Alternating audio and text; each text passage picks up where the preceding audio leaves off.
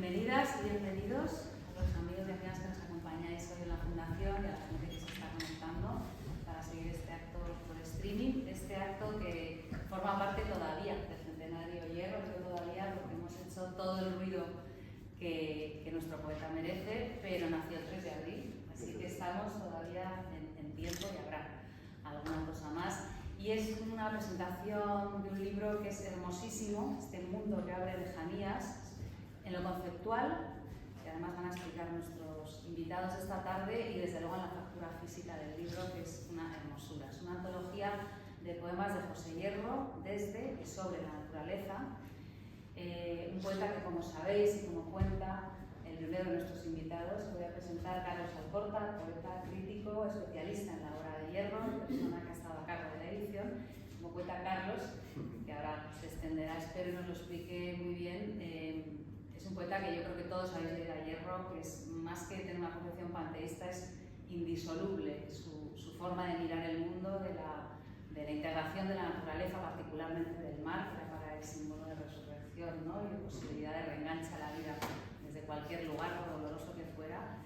Y nos acompaña también, representando a la Fundación, Ortega Muñoz, que es con quien se ha hecho este libro y quien ha hecho el esfuerzo enorme de hacer este libro, Javier González de Durana, director artístico de la Fundación Godofredo Ortega Muñoz. El vínculo, la razón de que este libro se presente y se lance hoy, y luego veréis además que forma parte de una colección donde hay autores enormes como José Corredor Mateos, Pureza Canelo, persona que queremos mucho y que es extremeña, como la Fundación Godofredo Ortega Muñoz.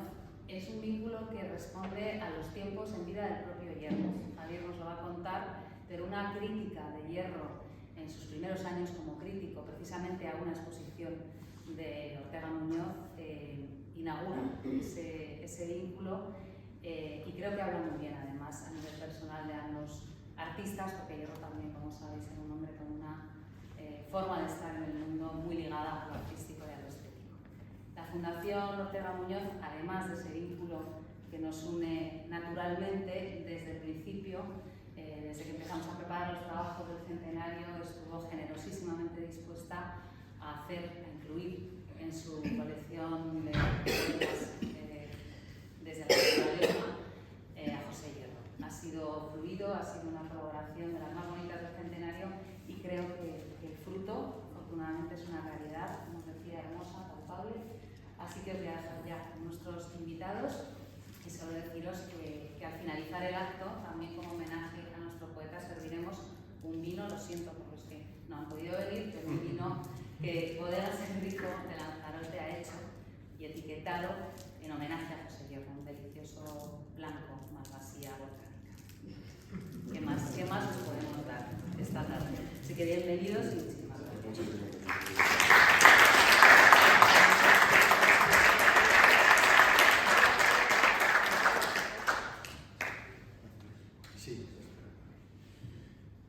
Buenas tardes, noches a todos y todas, y muchísimas gracias por su asistencia a este acto de presentación del libro de José Hierro, El mundo que abre lejanías. Muchas gracias, Pepita, por tu acogida, por este abrazo que nos acabas de dar ahora a todos y en particular a la Fundación Ortega Muñoz.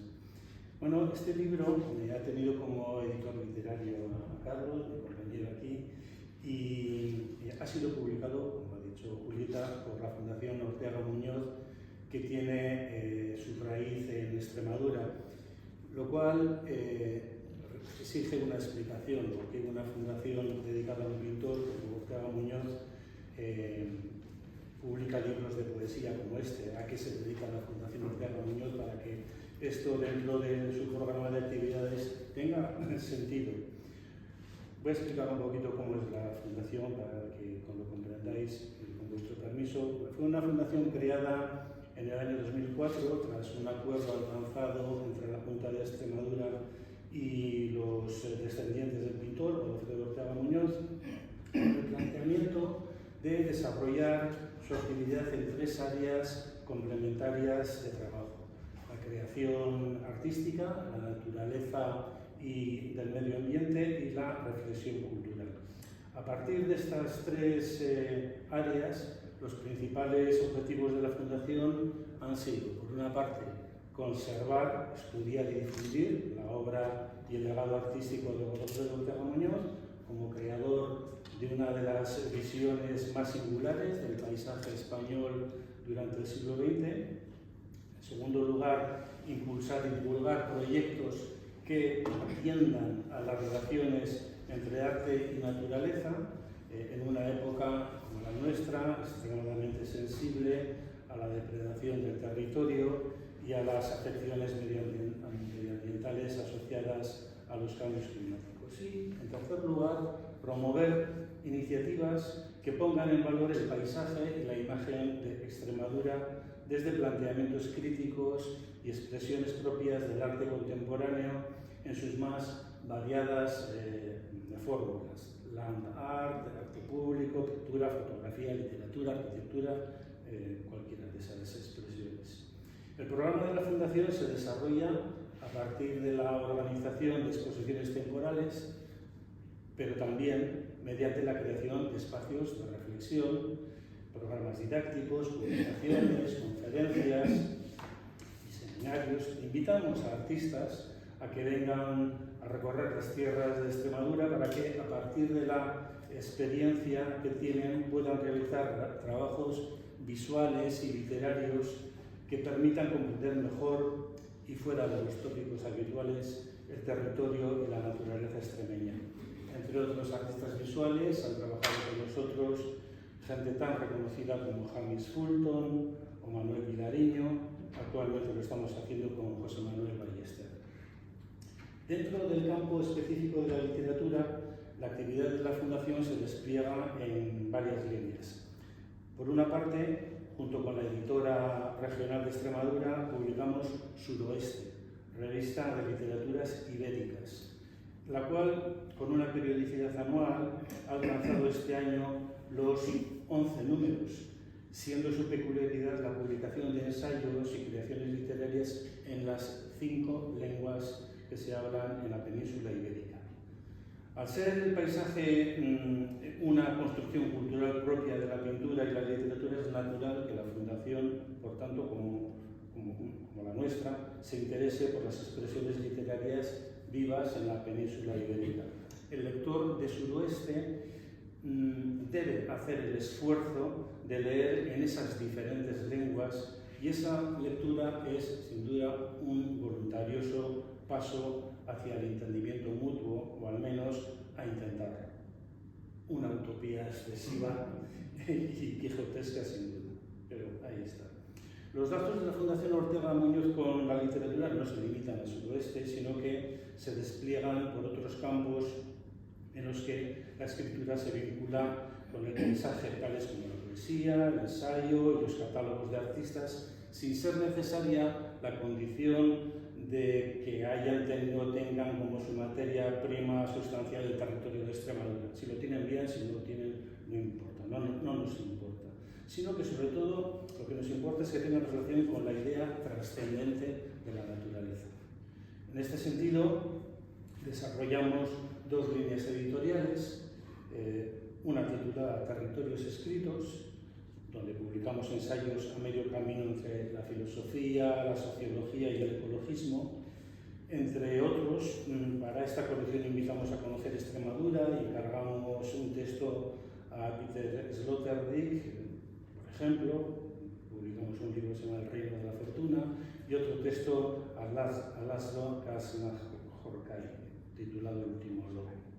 La otra línea editorial es la que dirige Jordi Doce, que se excusa de no poder estar con nosotros ahora, tiene un pequeño problema, que dirigen Jordi Doce y Álvaro Valverde, titulada Voces sin tiempo, que es donde se inscribe la colección de poesía y el libro de José Hierro, por tanto, configurando el 10º volumen de esta colección. La pasada primavera se presentó en Tenerife el 8º volumen, una antología de poesía canaria. Poco después, en otoño, presentamos en Bilbao otro volumen con poemas de Arcaiz Cano, y ahora aquí lo hacemos con el 10º volumen, una selección de poemas de Hierro que nos permite unirnos a la celebración del centenario de su nacimiento. cuya consulta recomiendo a quienes os interesen estos asuntos que voy mencionando. Tenemos un par de blogs bastante dinámicos. Uno se llama Arte y Naturaleza, con noticias y reflexiones referidas a debates vivos sobre artistas que tienen a la naturaleza, al paisaje y al medio ambiente como temas preferentes de sus trabajos y que se están discutiendo en el contexto internacional. Y otro blog que acabamos de poner en marcha recientemente llamado Entre Viñas y Castaños, donde iremos volcando interpretaciones actuales sobre la pintura de Godofredo Ortega Muñoz. No queremos que las interpretaciones sobre Godofredo se limiten a lo que se dijo en vida de Godofredo, sino que queremos que nuevos analistas reverdezcan interpretaciones o aporten interpretaciones futuras sobre su obra. Creemos que cada generación tiene que hacer una lectura de las obras artísticas del pasado, cada generación las interpreta conforme a sus esquemas espirituales, emocionales y demás, y siempre resultan interpretaciones diferentes de las hechas por generaciones anteriores. Sobre la colección de poesía Voces sin Tiempo, se trata de publicar libros que dialogan líricamente con el paisaje natural, es decir, con esa noción de la naturaleza que nos lleva acompañando al menos desde hace 2 siglos y medio, desde la Ilustración. No es la naturaleza en sí lo que nos interesa, sino que es aquella naturaleza transformada siquiera levemente por la mano del hombre y que se queda transfigurada en obra de arte. Los dos primeros títulos que publicamos fueron de Philippe Jacotet y Mario Luzi, vieron a la luz en el año 2010 y desde entonces hasta ahora han salido 10 títulos. Hemos trabajado con poetas españoles y europeos de distintos países, nos da igual, siempre todos ellos contemporáneos a mediados del siglo pasado hasta la actualidad preferentemente. La colección vio la luz en el año 2010, en plena crisis económica, y por eso el comienzo tuvo un arranque un tanto espasmódico, ¿no? El tercer título no salió hasta el 2013 y hubo que esperar hasta el 2016 para publicar el cuarto, pero a partir de ahí ha cogido velocidad de crucero gracias en gran medida a los dos responsables de la colección y a la gestión continuada y exigente de Granada Plaza, que como arma administrativa y económica de la Fundación nos sostiene a todos. Uno de los propósitos de la colección es el de incorporar otras voces de las otras lenguas peninsulares. El libro que mencionaba antes de Arcaizcano es una antología de poemas suyos escritos en euskera, pero traducidos por él mismo al castellano. Y anteriormente, ya en el 13, habíamos hecho algo semejante con poemas del catalán María Manent.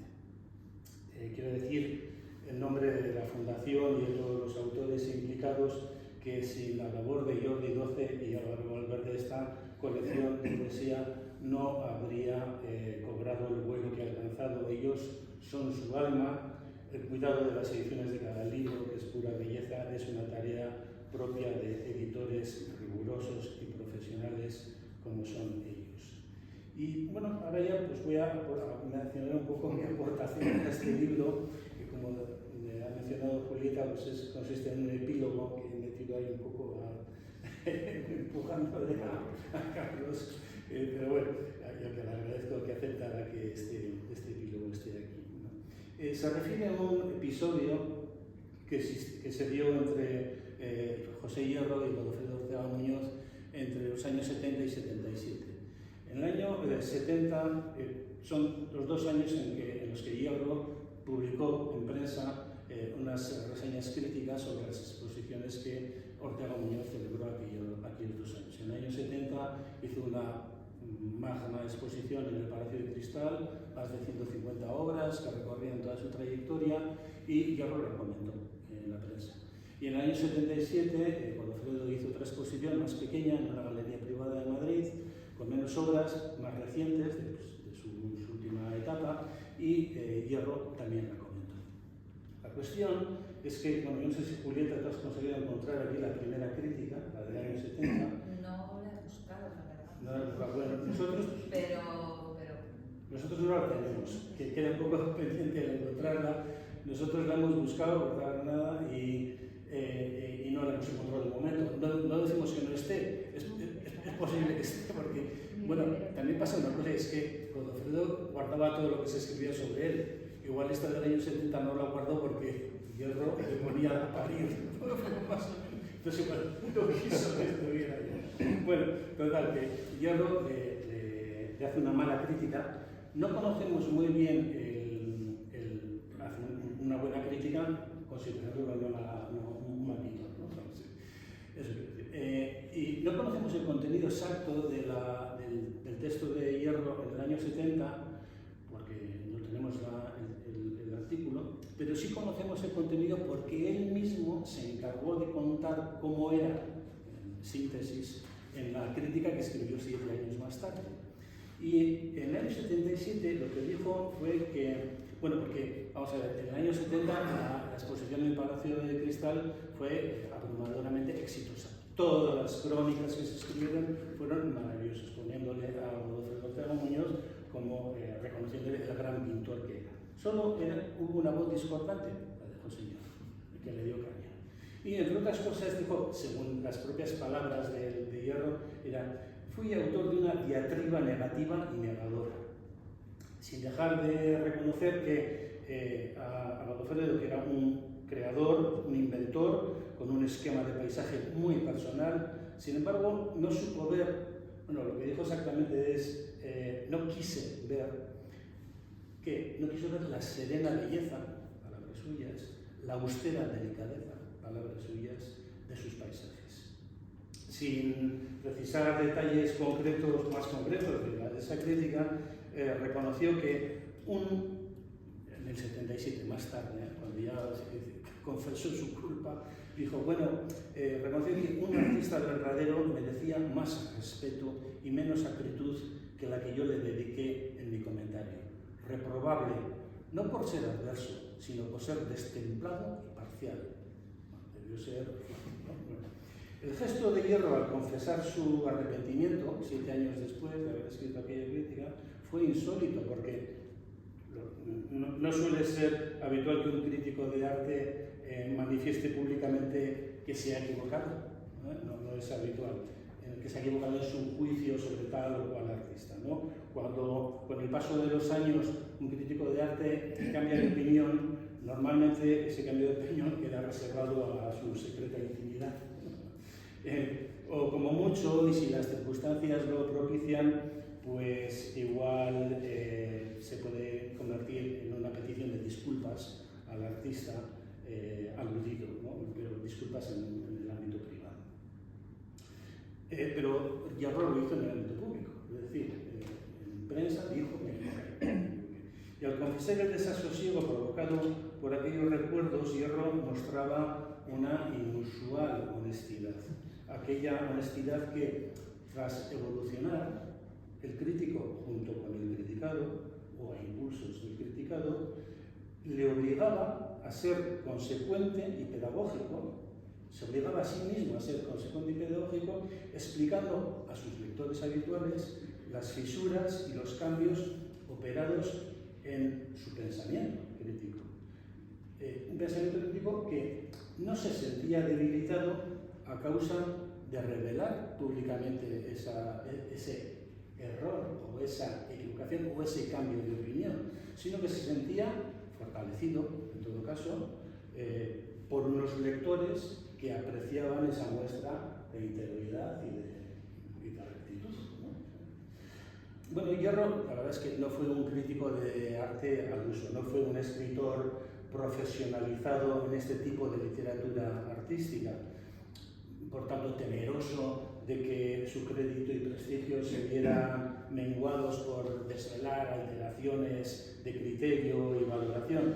Él era un escritor libre de esa dependencia mercantil, escribía sobre las exposiciones de artistas que le parecían importantes a él y lo hacía con una prosa diáfana, un cuidado del lenguaje muy distante de los alambicados y oscuros retóricas con las que otros críticos de arte pretendían enmascarar muchas veces falta de empatía y escaso talento. Porque él decía su prosa era muy clara porque decía el misterio del arte en este caso, el misterio debe ser abordado con claridad de expresión. En sus escritos sobre artistas planea un sutil aliento poético. Él no trata de poesía, pero hay algo ahí que va notándose según se le lee, que se advierte muy puntualmente en descripciones iconográficas sin pretensiones líricas, pero en las que de pronto pues, brilla un verbo prodigioso o un adjetivo resplandeciente. Él entendía la crítica de arte como un acto de comunicación emocional. Lo que pasa es que las emociones se ven afectadas por el espíritu de los tiempos que flota en general, ¿no? Entonces uno no siempre se ve liberado, libre de esa presión del ambiente. Y lo que yo creo, y esto ya es una interpretación que a Hierro le pasó, es lo siguiente. En los años 50 y 60 en España, que llegaba tarde a tantas cosas, se produjo un tránsito, sobre todo en los años 50, un tránsito en el arte hacia la abstracción, en todas las formas, en pintura, en escultura, hacia la abstracción. El abandono de la figuración era como un santo y seña que había que darse para que un artista fuera reconocido por otros como obviamente moderno. Entonces, durante esta época, en la que florece pues, la abstracción geométrica, el constructivismo, la abstracción lírica, el gestualismo, el conceptualismo, en fin, todos estos movimientos que orillan la representación más o menos realista de la naturaleza, del mundo, pintores como Godofredo Ortega Muñoz o el italiano Giorgio Morandi, de pronto, en ese momento fueron percibidos como anticuados, pues practicaban unos géneros, el paisaje y el bodegón, de fuerte tradición histórica, y resolvían sus imágenes en formatos de dimensiones poco ajustadas a la espectacularidad, las grandes dimensiones, los grandes formatos que demandaban unas sociedades occidentales en creciente desarrollo económico y museístico. En general, han sido necesarias varias décadas para percibir que aquella marcha desde la figuración hacia la abstracción no significó por sí misma garantía alguna de modernidad. Hierro se dio cuenta en 7 años. Para todos los demás, y sobre todo para los historiadores del arte, ha costado bastante más tiempo darse cuenta de que aquella especie como de clave de entendimiento de que si eres abstracto en los 50 eres moderno y si no lo eres te estás quedando atrás, eso condujo a muchos equívocos y malentendidos. Y a esto precisamente, y Hierro se vio un poco afectado por esta situación, pero es por darse cuenta pronto. Y a estos equívocos y malentendidos se refiere Hierro cuando, pensando en Ortega Muñoz, en la segunda de sus críticas, en la del año 77, dice que mirando a Ortega Muñoz hay que darse cuenta de que hay que ser infieles a las apariencias para ser fieles a las esencias. Es decir, no por ser abstracto eras moderno, había mucha abstracción decorativa, complaciente, conservadora, no por ser abstracto, y no por ser figurativo, que es lo que era él, pintaba paisajes, además en formatos pequeños, de este tamaño, cuando ya las pinturas empezaron a tomar tamaños muy espectaculares, como le pasaba a Giorgio Morandi con sus bodegones. No por ser figurativo te estás quedando atrás. Hay que ser infieles a las apariencias para ser fieles a las esencias. Sí, el pintor Ortega Muñoz fue fiel a sus esencias pictóricas y el escritor Hierro lo fue a sus esencias críticas. Y los dos actuaron con honestidad y con sinceridad en sus respectivos trabajos. Y bueno, Carlos, te paso la palabra, si luego, si cabe, podemos seguir hablando en esta de la crítica.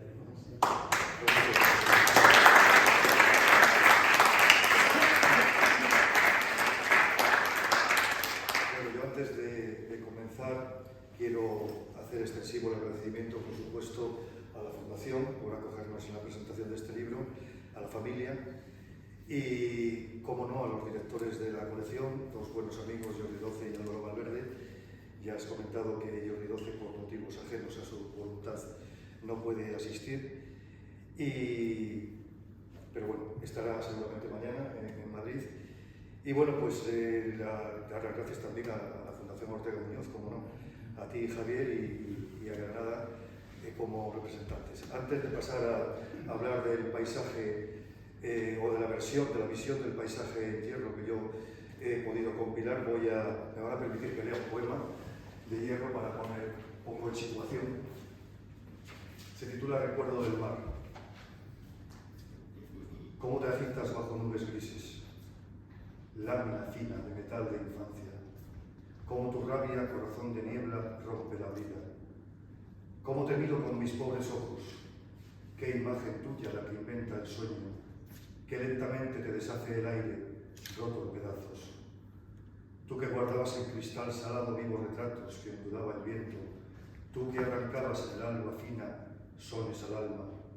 Tú que nutrías con tu amarga leche sombras de playas, olvidados pasos, ansia de ser sobre tu vientre verde, locos piratas. Has ido ahogando temblorosamente sombras que hundieron en tu paz sus ojos. Hoy tu recuerdo, como lluvia fresca, moja mi frente. Si ahora volviera a recorrer tu orilla, si ahora en tu cuerpo me volcara todo, si ahora tu cuerpo le prestara al mío frescos harapos, si yo desnudo, si cansado, ahora, más hijo tuyo, ahora, si el otoño vuelto a mi lado me trajera el tibio pan en el pico, lámina fina de metal de infancia, todo olvidado quedaría, todo, látigos, cuerdas con que me azotabas, vientos que mugen. Todo sería nuevamente hermoso, aunque tu garra arañase el cuerpo, aunque al tornar tuvieran sus mañanas soles más negros. Bueno, como sabéis, Hierro, que nació en Madrid, pronto se fue, siendo un niño de 2 años y pico, fue a vivir a Madrid. Trasladaron a su padre por motivos laborales y bueno, pues allí desarrolló lo que fue la infancia, que según los poetas es la patria del hombre, su juventud, hasta que fue truncada por la guerra civil, pero uno de los primeros recuerdos y se conservan en fotografías son los paseos por la Bahía Santander, a la cual denominó en su momento música de cámara, equiparándola con la sinfonía que es el océano en general. Quiero decir con esto que el mar para él fue siempre un lugar físico donde se conocía Santander, donde se pasea habitualmente por la bahía y donde iban los jóvenes que tenían, un grupo de jóvenes que tenían entonces inquietudes intelectuales y poéticas fundamentalmente y también artísticas. Ahí se juntaba con Julio Maruri, con José Luis Hidalgo, con Piti Cantalapiedra, y de esa unión, de esas conversaciones, ya se había formado un grupo poético en el año 44, el grupo poético Proel, y ahí es donde él empieza, si no recuerdo mal, por consejo de Julio Maruri, a colaborar y a hacer las primeras reseñas pictóricas. Porque el grupo Proel estaba radicado en una especie de barracón que se habilitaron. Acabada la guerra civil, Santander sufrió un incendio y quedó devastado todo el centro. Entonces habilitaron una especie de barracones para los comercios. Y a medida que se fue reconstruyendo la ciudad, esos barracones quedaron abandonados y en uno de ellos se cedió por las autoridades del momento al grupo Proel. Y allí empezaron a hacer, también lo convirtieron en una sala de exposiciones. A partir de ahí, como digo, es donde Hierro empieza a hacer esas primeras colaboraciones como crítico de arte y después en la sala del diario Alerta, en la Galería El Cantábrico, que se llamaba, y bueno, a partir de ahí ya, una vez que vino a Madrid, pues también en diferentes medios. Bueno, volviendo al tema del paisaje, el paisaje para Hierro no era una mera descripción de lo que estaba viendo, evidentemente. Veía el mar, pero el mar para él significaba algo, pues bueno, es un símbolo universal, por otra parte, un símbolo de eternidad, y para él supuso como la ruptura, como digo, de esa visión idílica de la infancia, mítica, se truncó en el año 39 cuando lo encarcelaron, tenía 16 años, 17, pues lógicamente eso le desconectó de todo lo que para él suponía ese paisaje de la infancia, esos recuerdos de la infancia, esa felicidad que transmitía la infancia y esa relación con aquellos amigos pintores con los cuales tenía las mismas inquietudes. Por eso él habla mucho del mar y en sus primeros, quizá está mucho más evidente esa vinculación con el paisaje en los primeros libros, en los dos libros del 47.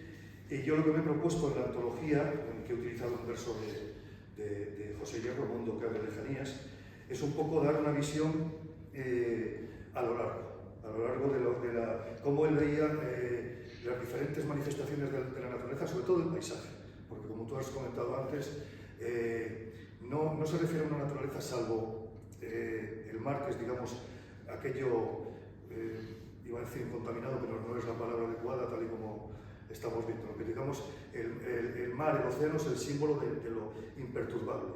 La otra naturaleza, entonces Santander era una ciudad pequeña, más pequeña que ahora, y rodeada por verdes, por campo y demás, era un paisaje muy doméstico en el cual se movía. Entonces eso se nota más en los primeros libros, lógicamente a medida que viene a Madrid y luego empieza a viajar y demás, ese paisaje se va haciendo mucho más amplio y se mezcla ya no el paisaje, digamos, natural, sino el paisaje industrial. Hay poemas dedicados al área de Bilbao, por ejemplo, que era, digamos, la esencia de lo industrial, o al puerto de Almusel, al puerto de Gijón, y hay paisajes, como ya en el último libro, dedicados lógicamente a la ciudad emblemática que es Nueva York, ¿no? Entonces yo lo que he querido hacer es un recorrido por todas estas visiones, pero sí que es cierto que, como digo, la persistencia, el mar, como dice él, es el símbolo de la vida, el fondo de mi niñez, el primer sentido de las cosas, lo comprendí junto al mar. Lo es todo, la palpitación de la vida, es lo que no envejece, es decir, lo inmutable. Todo lo demás, si lo vemos a diario en las ciudades, efectivamente va sufriendo unas transformaciones que generalmente tienden a peor. Entonces es lo que como digo, en sus poemas hay muy poca descripción paisajística. Son referentes en los cuales interioriza lo que él estaba sintiendo. Cuando habla de un árbol o cuando habla de una montaña y demás, no es esa descripción, que por otra parte podría ser perfectamente comprensible también, pero él lo que se refiere fundamentalmente es a qué relación tiene eso con su propia intimidad. Se habla mucho, siempre hemos recurrido a los famosos paisajes del alma de Unamuno. Pues son lo que lo que traslada José Hierro sus poemas son esos paisajes del alma. Es decir, como digo, a fuerza de reiterarme, no son descriptivos, sino es y se va viendo una progresión, es el tiempo vivo que se refleja en esa mutación también del propio paisaje. Yo creo que voy leyendo algún poema para ir viendo quizá cómo él... Mira, uno de los primeros poemas, y aprovechando que Julieta se ha referido al vino, que vamos a degustar después, él titula uno de los poemas Vino, y dirán ustedes qué tiene que ver el vino. Ahora lo van a ver en el desarrollo del poema. Puentes de hielo, arroyos largos como brazos, sol amarillo entre las ramas despojadas. ¿Qué mundos nuevos pinta el vino? Deja su sangre en los toneles, en nuestro pecho hunde su pico. Con ramas y hojas del otoño en las frentes hace su nido. Si bebemos su roja música, su caliente, su denso río, bajo los pies vibra la selva con tambores de sacrificio. Nace en nosotros una fuerte pasión de seres primitivos, y todo es viento, vida, fuego en que ardemos sin consumirnos. Alegría, tu rosa roja nos inunda de ocasos tibios. Y cuando ya te desvaneces, qué solitario lo sentimos, qué despertar a la tristeza sin engaños ni espejismos. Y nos reímos de nosotros, pero no nos arrepentimos. Bueno, hay desde mi punto de vista, una especie de identificación a la hora de contemplar la naturaleza. El vino es naturaleza, o las vides son naturaleza, pero también él habla en el poema de cómo puede cambiarnos la visión de esa naturaleza, pues la pasión por el vino, la ingesta del vino. Hay, como digo, el mar está habitualmente, pero bueno, hay otro tipo de poemas que son paisajes rurales, los paisajes urbanos, como la ciudad de Nueva York, por ejemplo, que partimos, damos un salto y vamos a su último libro. Por ejemplo, el de Ballenas en Long Island, que es un poema, bueno, las ballenas, un símbolo también cuando se recogen, cuando ya están enfermas y se recogen a ciertos lugares del océano. Bueno, él lógicamente cuando escribe este libro ya también se siente enfermo, siente ya que la vida se le acorta y escribe este poema, que el paisaje le sirve evidentemente, como decía antes, de esa referencia interior a su propio estado anímico y su propio estado físico también. Las he visto varadas en la playa. Los niños han abandonado carruseles, montañas rusas, nubes de azúcar, blanca o rosa, palomitas de maíz y suspendidos de sus cometas de colores han llegado a la orilla. Atrás quedó la música crispada de los altavoces. Ahora escuchan otra música más sosegada y misteriosa. Jadeo de olas, disnea de cetáceos agonizantes, chillidos de aves marinas, estremecedora polifonía. Los niños, desconectados de lo fabuloso, saben que es imposible que Jonás se lo trague una ballena, como cuenta la Santa Biblia. Al final de la caverna amenazadora, una garganta angosta permite solo el paso de minúsculos pececillos, plancton, polen marino, que atravesaron las barbas filtradoras. Ignoran, sin embargo, que estas barbas fueron antaño utilizadas para acentuar la delgadez del talle de las damas. Solo Dios sabe qué habrá sido de ellas, dónde estarán ahora pudriéndose.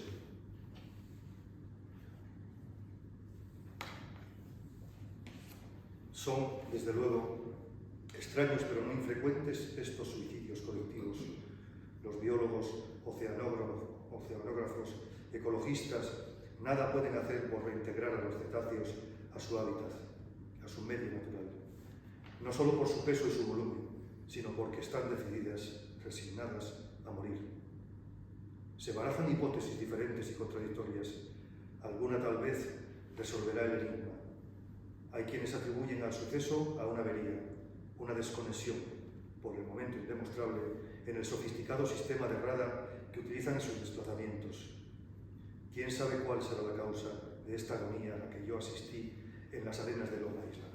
El poema es bastante más amplio, pero bueno, lo que me interesaba resaltar es precisamente cómo va cambiando su forma de ver el paisaje. En algunos de los primeros poemas, hay uno muy recurrente y muy conocido, que es Reportaje. Él utiliza de nuevo esa, bueno, sin decirlo, ya sabéis que Hierro era un poeta muy alusivo, raramente contaba lo anecdótico, sino que iba a la esencia de lo que quería contar, pero sin manifestarlo claramente. Bueno, esa es una de las virtudes de la poesía, entre otras cosas, y del arte en general.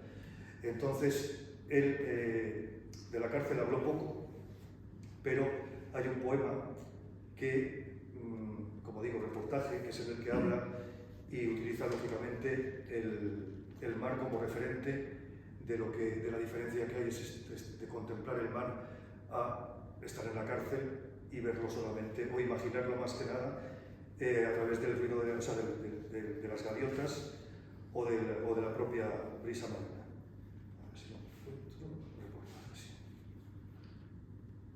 Me van a perdonar que yo lea poemas de Hierro, sobre todo los que tuvisteis la ocasión de escuchárselos a él, porque claro, el nivel lo puso altísimo y yo no soy precisamente un gran leedor de los poemas.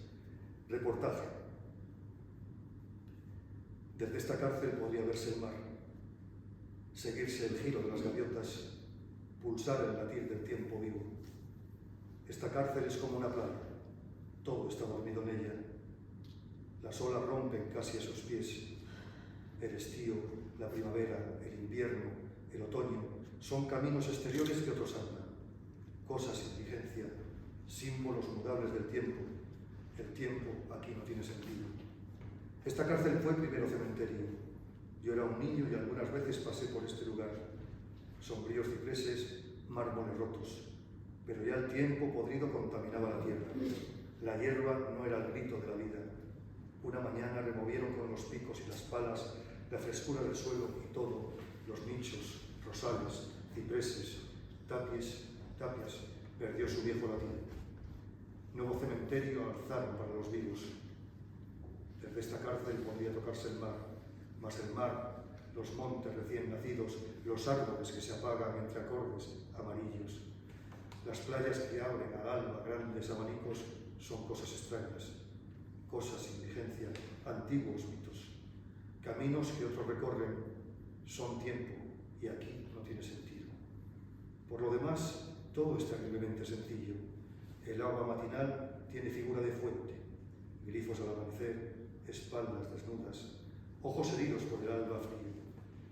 Todo es aquí sencillo, terriblemente sencillo. Y así las horas, y así los años. Y acaso un tibio atardecer del otoño, hablan de Jesús, sentimos parado el tiempo. Jesús habló a los hombres y dijo, bienaventurados los pobres de espíritu. Pero Jesús no está aquí. Salió por la gran vidriera, corre por un risco, va en una barca con Pedro por el mar tranquilo. Jesús no está aquí. Lo eterno se desvae y es lo efímero. Una mujer rubia, un día de niebla, un niño tendido sobre la hierba, una alondra que rasga el cielo. Es lo efímero eso que pasa y que muda, lo que nos tiene prendidos. Sed de tiempo, porque el tiempo aquí no tiene sentido. Un hombre pasa, sus ojos llenos de tiempo, un ser vivo, dice 4, 5 años, como si se echara los años al olvido. Un muchacho de los valles de Líbano, un campesino, parece oírse la voz de la madre. Hijo, no tardes, ladrar los perros por los verdes pinos, nacer las flores azules de abril. Dice 4, 5, 6 años, sereno, como si los echase al olvido. El cielo a veces azul, gris, morado encendido de lumbres, dorado a veces, derramado oro divino. De sobra sabemos quién derrama el oro y da en lirio sus vestiduras, quién presta su rojo color al vino, vuela entre nubes, ordena las estaciones. Caminos exteriores que otros andan, aquí está el tiempo sin símbolo, como agarre errante que no modera el río. Y yo, entre otras cosas de tiempo, ando, vengo y voy perdido. Pero estoy aquí, y aquí no tiene el tiempo sentido.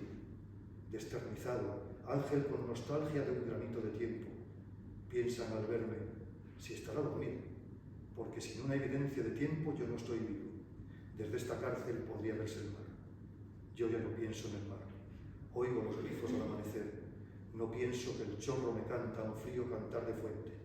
Me labro mis nuevos caminos, para no sentirme solo por los siglos de los siglos.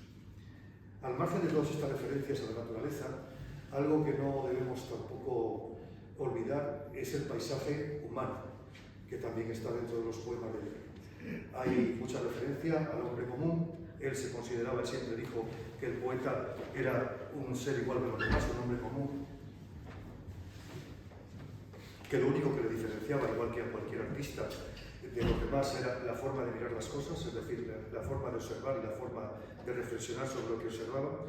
Y él se fija mucho, era un andarín también, entonces se fija mucho en su entorno, pero no solamente, como digo, en el entorno natural o paisajístico, sino en el entorno de las personas. En el libro, en su último libro, se ve sobre todo pues, desde los mendigos que hay por las calles de Nueva York hasta los músicos que tocan también por las aceras y demás. Entonces el paisaje, como digo, él lo va trastocando y lo va convirtiendo en una traslación de su factor, de su sentido anímico, de su relación consigo mismo, que lógicamente pues, va cambiando con el paso del tiempo. No cuando en algún poema que se puede ver esa especie de resquemor nostálgico, yo nunca he percibido en Hierro una sensación como de...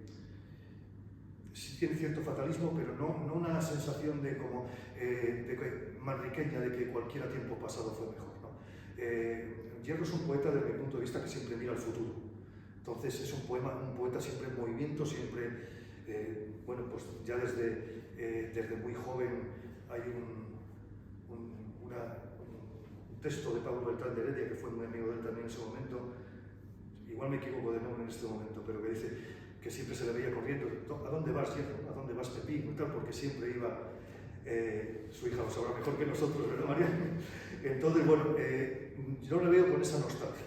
Evidentemente, los años, siendo muy joven, como sabéis, que decía antes, que fue encarcelado por auxilio de la rebelión y, bueno, condenado a 12 años, afortunadamente fueron 4 años y pico, pero no fue ninguna... Su salida de la cárcel no fue ninguna gracia, sino estaban las cárceles llenas y por eso el día 1 de enero del año 44, si no recuerdo mal, se le puso en la calle, pero bueno, no fue ninguna medida de gracia. Él, cuando sale de la cárcel, llega de nuevo a Santander, pero muy pronto reclamado por José Luis Hidalgo para Valencia, y allí había otro mar. Entonces, el mar Mediterráneo y el mar Cantábrico no tienen absolutamente nada que ver, pero él se acopla, desde mi punto de vista, él sabe acoplar esa tensión con la naturaleza, su propio ser, y la nostalgia queda atrás. De la misma forma que él se cuidó mucho de rendir, o sea, de ajustar cuentas con lo que le pasó en su momento, es algo que, por supuesto, le honra como persona y como poeta que queda aquí trasladado. Pocos hay que puedan hacer eso. Hay que tener una bondad innata para poder hacer tabula rasa y mirar, como digo, adelante. Entonces eso queda todo trasladado en su poesía, una poesía muy rítmica, por otra parte, muy de movimiento. Jugó como nadie con los ritmos, sobre todo en los primeros libros, ritmos más, digamos, más acordes con los cambios de la naturaleza. Era un apasionado de la música y también se refleja en ello. Y ya en la última parte, la vida, lógicamente, pues se va acabando. Las reacciones ante las vicisitudes de la vida son mucho más lentas y eso se denota también en esa visión de la naturaleza y en la transformación que hace en el propio poema. Yo no sé cómo vamos de tiempo, dejamos un poco para alguna pregunta, Julieta, porque son 25 y nos habían dicho, así que si queréis hacer alguna pregunta que os podemos responder, estaremos encantados. Ha ido muy deprisa la cosa, pero es que se pasó el tiempo muy rápido. ¿No hay una especie de nihilismo también en la obra? En muchos poemas, en este poemario no tanto, pero sí hay alguno. Hombre, no digo que en algún momento no le acusara cierto, pero no, es un poeta profundamente vitalista. El nihilismo hombre, puede haber, y además, a ver, el lector tiene la última palabra cuando lee el poema, pero yo en Hierro me cuesta ver porque además, como decía antes, es que no se ve, es que lo de la cárcel lo mencionan muy rara vez, escasísima vez y como decía antes, tangencialmente. Entonces, para mí es un poeta sin rencor. Ojo, lo bueno no quiere decir que no sea un poeta con conflicto, que son cosas diferentes. El conflicto es inherente al arte. Si no hay conflicto, y un gran amigo de él lo dijo en su momento, Francisco Umbral, si no hay conflicto, muy raramente puede salir una obra de arte. Entonces, no tiene rencor, ojo, todo esto son opiniones personales, pero sí, un poeta con conflicto. Yo el nihilismo no lo he percibido, con lo cual no quiero decir que no lo haga. Yo creo que esa expresión que has mencionado, la expresión unamuniana, ¿no?, de los estados del alma, es perfectamente aplicable a la lectura de José Luis Hidalgo. Sí, claro, efectivamente. Sí, él tampoco trata de describir minuciosamente la realidad, que de hecho la ve, se va a esa casa, al estudio y pinta de memoria, ¿no?, con lo cual construye él su recuerdo y su memoria y lo que quiere trasladar al lienzo, construye una realidad diferente, ¿no? Yo cuando, a partir del año 50, bueno, las fechas se me pueden ya, pero cuando Manuel Arce crea la Galería Sur, Hierro es uno de los que hace catálogos y reseñas y uno de los artistas iniciales que expuso fue Benjamín Valencia, que también, lógicamente, la visión del paisaje tampoco es una traslación literal ni muchísimo menos. Entonces, bueno, quiero decir con esto, y luego tuvo la vinculación que tuvo Hierro a través de la Escuela de Altamira con nuevas fórmulas de arte, sobre todo en la penuria que estábamos padeciendo en España en ese momento. Y yo creo que yo no separaría la visión de la obra literaria, la obra poética de Hierro, y me extiendo más a la obra crítica, también de su obra pictórica, al margen de los dedicatorias y cosas de estas que hacía en el libro, pero hemos tenido ahora, y aquí hay algunas muestras hemos tenido la oportunidad de ver una gran muestra en la Biblioteca Nacional con motivo del centenario, y hay obra pictórica estupenda. Entonces él lo minimizaba mucho en sus declaraciones, pero yo no la desligaría. En los últimos tiempos, y tú estás más al tanto de todo esto, pero hay grandes poetas que siguen frecuentándola, quizá con formulaciones más modernas, como es el collage. Pero tenemos desde John Masbury a la última premio Nobel polaca, Stryborsa y otros muchos. Y bueno, son manifestaciones quizá diferentes, pero con un mismo vínculo creativo. Cambia la forma, pero no la esencia. Y una pregunta, respecto a ese Santander del 44 en el que él empieza a escribir, ¿no? Reseñas. ¿No? Bueno, sí. Reseñas de arte.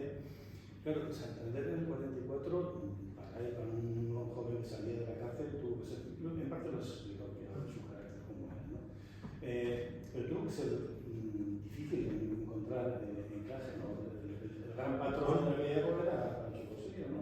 Bueno, él hizo alguna crítica, alguna reseña, vaya. Crítica siempre algo de... Digo, el conflicto ideológico, ¿no? O sea, él tuvo, cuando viene de la cárcel, realmente su gran amigo, uno de ellos, José Luis Hidalgo, estaba en Valencia, porque allí estuvo, digamos, acabando el servicio militar y estudió Bellas Artes en San Carlos. Y es el que le reclama porque Hierro, cuando sale de la cárcel, sigue estando perseguido. Y le detienen con frecuencia. Entonces, ¿el ambiente de Santander no fue hostil? Sí, claro. Y de hecho, cuando gracias, tuvo un apoyo, pero cuando a él le ofrecen colaborar con Proel, la revista, Corcel estaba en Valencia, Proel, cuando le ofrecen, hubo varias voces del grupo Proel que eran falangistas que se negaron y fue Julio Maruri el que dijo, si no permitís que Hierro publique, yo me voy. Un acto también de una persona buenísima como era Julio Maruri, después Fray Castro del Niño Jesús. Y un poeta excelente. Ten en cuenta que cuando Hierro gana el premio Adonais en el año 47, hay otros dos finalistas, otros dos poetas cántabros finalistas de ese premio, que son Julio Maruri y Carlos Salmón, del cual se cumple este año el centenario, y también un poeta que lamentablemente murió joven en el año con 32 años, en el 55. Pero esto es otro derrotero ya que sería inagadable.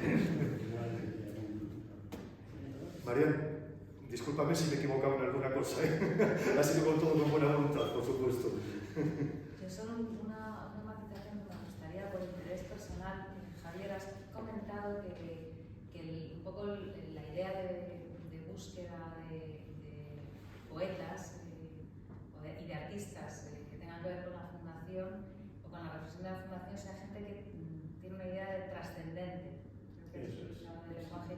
Me gustaría saber qué entiendes por trascendente o cómo acotar. O sea, ¿tiene que ver con una proyección ontológica, espiritual, o se puede ser trascendente escribiendo sobre la mera visualización, integración de la naturaleza? O sea, hombre, yo entiendo que trascendencia es un traslado espiritual de lo que tú percibes a través de tus sentidos, ¿no? Lo que pasa es que esa trascendencia puede adquirir diversos grados de expresión literaria, es decir, y en el contenido, incluso no solamente expresión, sino en el contenido, es decir, que describiendo un carro de heno puede ser muy trascendente, y no describiendo nada, sino hablando de la luz, que es nada, la luz es inmaterial, pues también puede ser trascendente. El caso es que esa trascendencia sea un traslado emocional, espiritual, percibido por un sujeto que tiene la capacidad sensible para transformar algo que ve o que siente en algo literario pictórico. O sea, no nos interesa tanto el pintor o el escritor que dice glorias de algo que nos gustaría que todo el mundo lo valorara así de gloriosamente. Eso no va por ahí. Aunque sí queremos alejarnos en nuestras publicaciones, claro, y tachar y anular los múltiples tópicos que sobre la tierra extremeña existen, ¿no? Pero bueno, no convertimos eso en nuestra misión en la vida.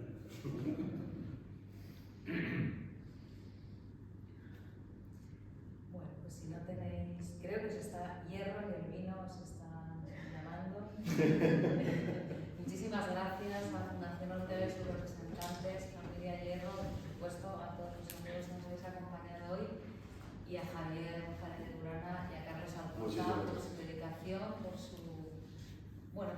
porque es un milagro que se siga trabajando de esta manera por la cultura y en estos términos de calidad y de hondura y de libertad. Muchísimas gracias por haber